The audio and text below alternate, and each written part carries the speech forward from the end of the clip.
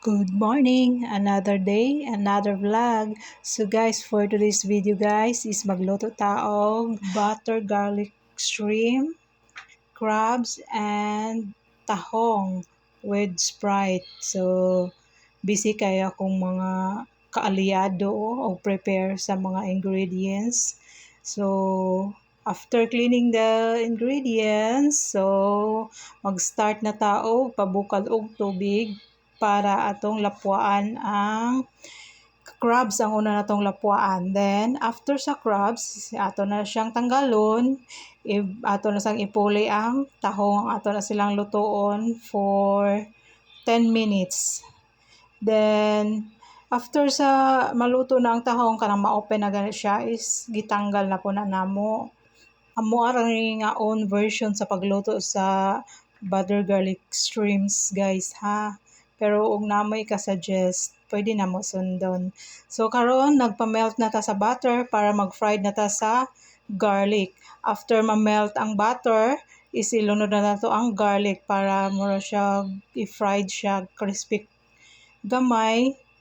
I-mekos-mekos para siya mo fry. Then after that, isagol na to ang first na mong gisagol diha is oyster sauce.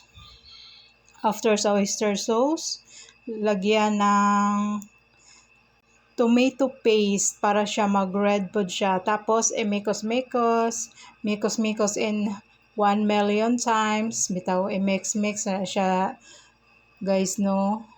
Timplahan og pangpalasa. Then, after that, is ilunod na nato ang shrimp. Una na to ang shrimp, tapos lagyan ng Sprite para may matamis-tamis din ba. Ngayon, magmekos-mekos na sadta para maluto siya. Then, lagyan na to ng black pepper, magic sarap, then mekos-mekos. Tapos, ilunod na sad ang crabs nga medyo luto na siya para lang ma-mix sa iyang seasonings.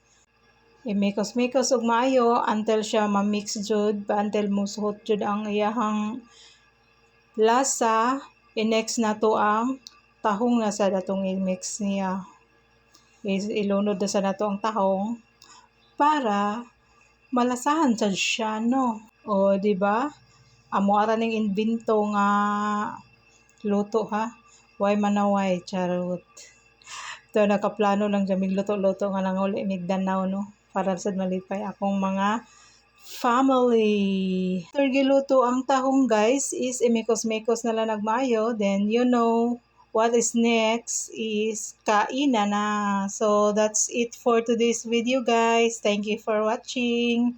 Tara, kain tayo, guys. Shout out dahil sa akong taga-ukay, guys. Sa paspas kayo mo ukay. Dinalian kayo ang luto ba? Paspas kayo. Maragigutom na gid siguro ni siya. So, thank you so much sa pag-ukay.